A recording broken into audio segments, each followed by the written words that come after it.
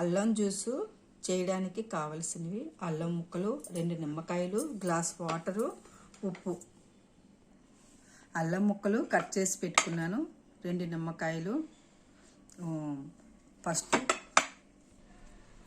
ఆ నిమ్మకాయలు తర్వాత వేసుకోవాలి. ఫస్ట్ నేను ఒక జార్లో అల్లం ముక్కలు వేసుకున్నాను. ఉప్పు ఎక్కువ కొద్దిగా వేసుకోవాలి, అప్పుడే దగ్గు జలుబు అన్నీ తగ్గుతాయి. కొంచెం వాటర్, మళ్ళీ మిక్సీ పేస్ట్ లాగా అయినప్పుడు మళ్ళీ మరి కొంచెం వాటర్ వేయాలి. అల్లం జ్యూసు ఇలా వడకట్టుకున్నాను నేను. వడకట్టుకుని ఇప్పుడు 2 నిమ్మకాయలు జ్యూసు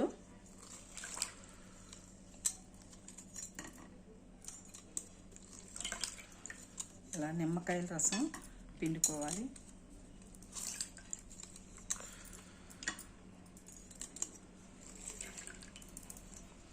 చెంచా ఉప్పు వేసాను కదా, మరి 1/2 చెంచా వేసుకోవాలి ఉప్పు. ఎందుకంటే అల్లం జ్యూస్కి ఉప్పు, పులుపు, అల్లం తాలూక కారం 3 సమానంగా ఉండాలి. ఇలాగ కలిపినప్పుడు ఈ కలర్ వస్తుంది, టీ కలరు. ఇది ప్రతిరోజు ఉదయం తెల్లవారి ఏమి తినకుండా పలగొడుపుని 3 రోజులు తాగితే కఫం జలుబు అన్నీ తగ్గుతాయి. ఇలా కలిపిన జ్యూసు కప్పుల్లో వేసుకొని, ఇది ముగ్గురికి నేను చేస్తాను ఈ జ్యూసు. ఒకరి కోసం అంటే మిక్సీ జారు అవ్వదు కదా. ఇది మా అమ్మమ్మ దగ్గర నేను నేర్చుకున్నాను, చాలా బాగుంటుంది.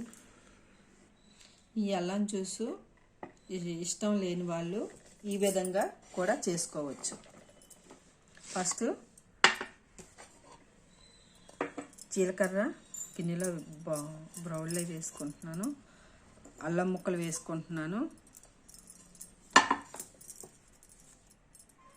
ఉప్పు కొద్దిగా,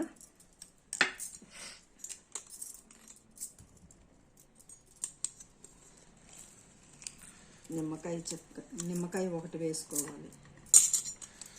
నిమ్మకాయ ఒకటి వేసిన తర్వాత ఇలా కలిపి పెట్టి 4 గంటల వరకు ఇలా మూత పెట్టి ఉంచాలి.